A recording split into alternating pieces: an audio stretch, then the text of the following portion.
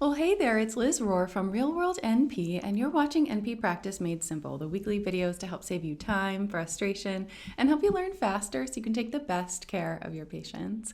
So, today I want to talk to you about stress, burnout, and compassion fatigue. If you haven't heard of that before, I'll explain what that's all about. But the transition from RN to NP is really stressful, and I'm all about the clinical content. I love talking about science and medicine and all that. But if I don't talk about this topic, I'll be pretty remiss because it's a huge adjustment. In this video, I'm going to be talking about the common pitfalls that I see, the how to identify where you're at if you're under kind of like healthy stress versus approaching burnout versus experience compassion fatigue and what that means, and how to prevent it in the first place, and then also how to treat it if depending on where you're at.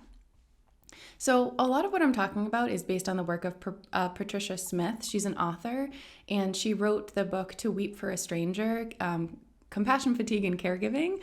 So I definitely recommend that you check out her work in that book if you haven't already, because it's a short read and it's super powerful. So even though her work is primarily focused on caregiving in general, as in caring for animals, caring for people, various professions, things like that, a lot of the tenets are really applicable to the nurse practitioner role. So what are the things that are unique to being a nurse practitioner? So when you, a couple of stressful points, and the point here is not to freak you out, but to kind of just name the experience so that hopefully you can recognize it for yourself in your own life and how to manage it. So you know what stress is, right? But there's a couple different stressors that are particular to the nurse practitioner transition to practice. And I'm looking down because I have some notes in front of me. But basically, we're set up from the beginning for frustration, which is really hard because what happens is when we graduate from school, we have very high standards and very big goals and dreams of making a really big impact in the world. And we have the capacity to do that. However, when we first start, we're kind of starting behind, right? Or feeling like we're behind, like we don't know enough. And we have this high standard of where we want to be, how fast we want to be, how much educating we want to do, how much knowledge we want to have. And unfortunately, regardless of where you're graduating from, nurse practitioner, physician assistant, MD, DO, et cetera, we all have on-the-job learning that we have to do. So that can just be really stressful just to begin with. And this comes along with also with general caregiving is this need to prove yourself. I find this a lot. I found this for myself when I was a brand new grad, working with other colleagues and just to myself, feeling like I needed to prove myself to myself, that I was worthy of doing this job, I was capable, and showing my colleagues that I kind of knew what I was doing. And then there's a couple of other things that are particular to the transition that are areas to be mindful of. One is that there's constant work and it's kind of never ending, and that you're always working against a deadline. So those particular aspects of the job can add more and more stress. And then one other thing that can be either a protective factor or a more stressful factor is your relationships at work. So with your supervisor, with your colleagues, with the staff that you work with, the supporting staff, medical assistant team, nursing team, things like that, your office manager, those kinds of relationships can be helpful in terms of protecting you from stress. However, if they're not there, that can kind of like add more. So just hold that thought. So the next thing I want to talk about is burnout. So burnout is a gradual process, and it's basically coming from not having enough support and results in this feeling of like, I'm not even making a difference.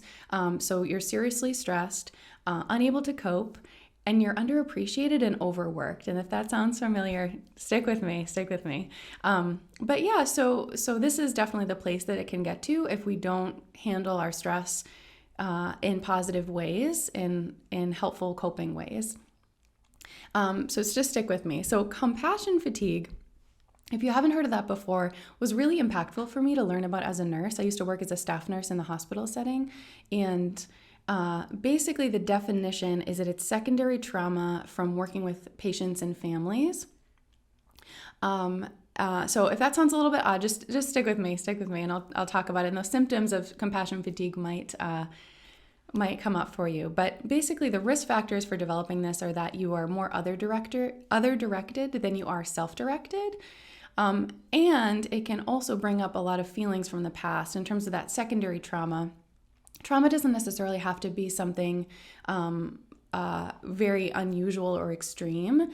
It can just come from the everyday traumas of caring for people who have difficult life situations, difficult diagnoses, have chronic pain, things like that. Anything kind of that is like a negative experience for a patient, we can absorb that.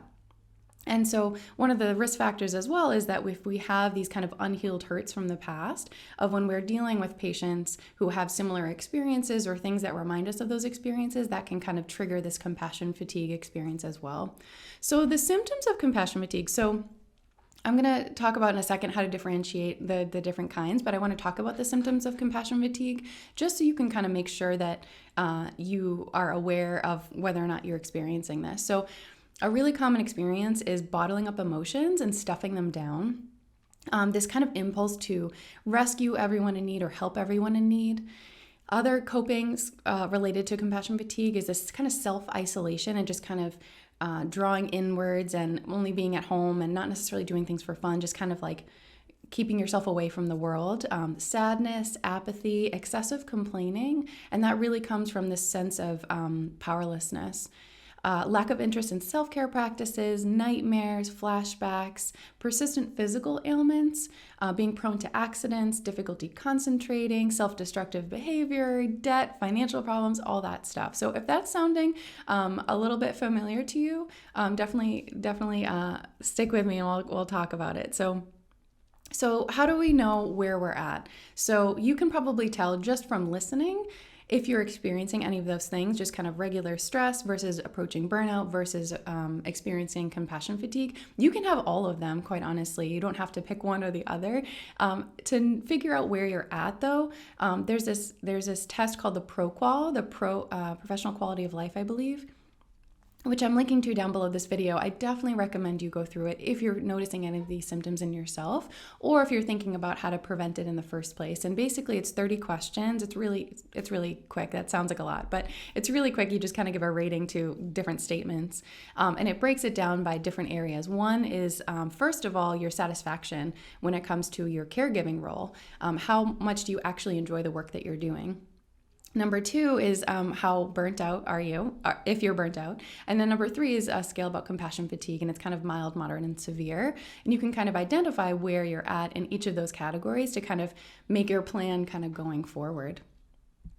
So how do we prevent this or treat these situations?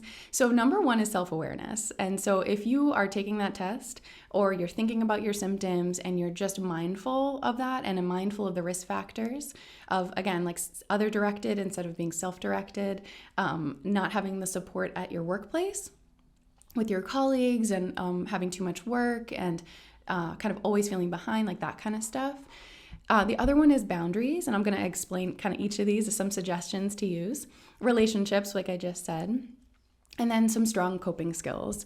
So there's foundations of self-care, and I put all of those things in the self-care category. One of the things that I get really frustrated with is that when it comes to self-care, a lot of the discussion is about the basic stuff, right? When this is all important, so I'll start here, but eating 3 meals a day, eating vegetables, not drinking alcohol excessively, caffeine excessively, smoking, exercise, making sure that you're getting enough exercise, getting enough sleep, limiting your kind of traumatic experiences. And I know it's hard, especially right now, not to kind of be glued to the news and social media, but kind of just being mindful of what that does for you and what the limits are there, you know. So aside from those self-care practices, that's what kind of frustrates me sometimes, because it makes it seem really simple and it's just those things, but it's actually more than that. So one thing that you're probably going to be resistant to, if you're anything like me, is feeling like you want to take care of everybody else before yourself. So putting others first. And I know you've heard it 1,000 million times about putting your oxygen mask on first, like on the airplanes. It's really true, and I would really encourage you to make a commitment to that, even if you're feeling resistant, because that is the key to it in a lot of ways. Because if we don't take care of ourselves, we can't continue to care for others, and we can't really continue to be a nurse practitioner. It's a really strong recipe for stress, burnout, and compassion fatigue.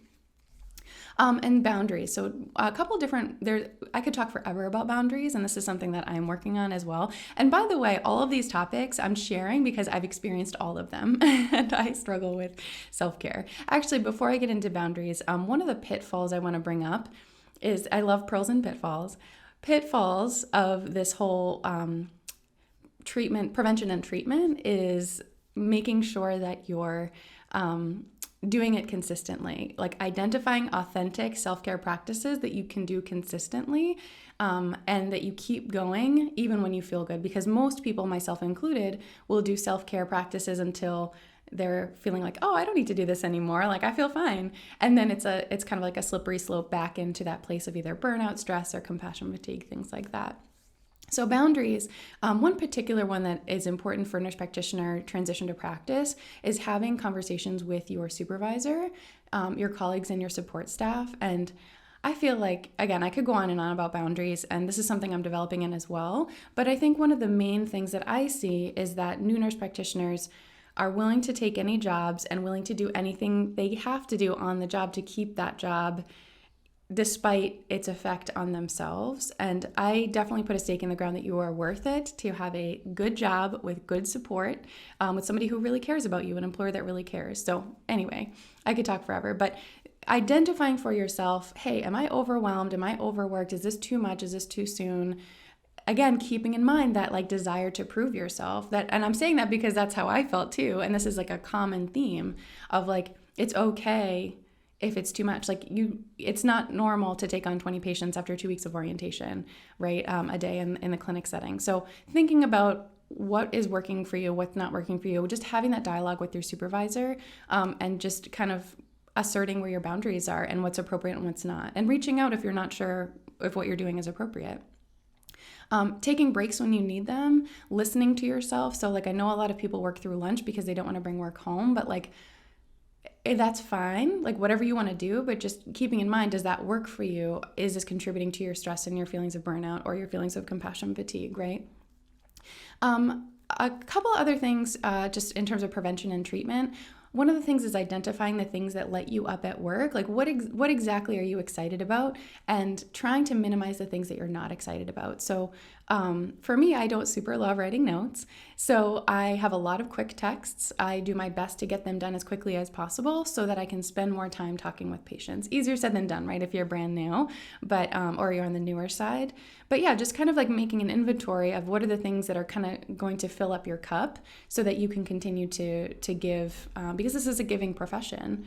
Kind of two to three other things. One is prioritizing non-work activities. So I am prone to being a workaholic, and myself personally, and I love what I do. So it's really hard not to get sucked into always working or always caregiving, because when I'm not working, I'm taking care of my family. So making a concerted effort, again, not falling into that pitfall of like, I love what I do for work, so that I don't, ever do that. Maybe you're not in that place. Maybe you're kind of feeling like, I wish I could work less and I just have too much on my plate. But making a concerted effort to identify what are the things you actually like to do outside of your work and caregiving, and doing those things. And if you're having a hard time connecting, one of the tips that Patricia Smith mentioned in her book was thinking about what you like to do as a kid, what you used to like to do, and kind of using that as an inspiration to reconnect with that. And excuse my construction outside. And then the last thing, I think I'll wrap up here, is examining your why. And so this, I'm not going to talk a lot about. I definitely recommend checking out the book that I mentioned, To Weep for a Stranger, if you haven't already. Because it gets a little bit more into this. But I think that is one of the keys in terms of this self-care, consistent, like filling up your cup so that you can continue. Like basically that's the paradigm of caregiving, right? You fill up your cup, you empty it out, you fill it back up, you empty it out, right? And sometimes we have unhealed hurts from the past that have led us into the position that we're in, and it doesn't necessarily truly joyfully light us up inside. It's just kind of like where we found ourselves. So that's really important, is just examining deeply why you're doing it, why you're in this profession in the first place, to make sure that it's a healthy, sustainable, happy experience, because you deserve joy. You deserve to have an excellent life and career and all that stuff. So yeah, if you're kind of feeling like that's maybe bringing some stuff up for you, definitely consider reading that book and also getting support. If you're in this place, especially if you have a high score on that pro qual, definitely getting support either from your colleagues, supervisor, therapist, friends, family, things like that. So that's it for me. But let me know. I would love to know from you if you, what are the things that you like to do that fill up your cup again in that cycle of kind of fill up and empty of caregiving. I love hearing about that, like if it's makeup artistry or clay figures or whatever it is that excites you.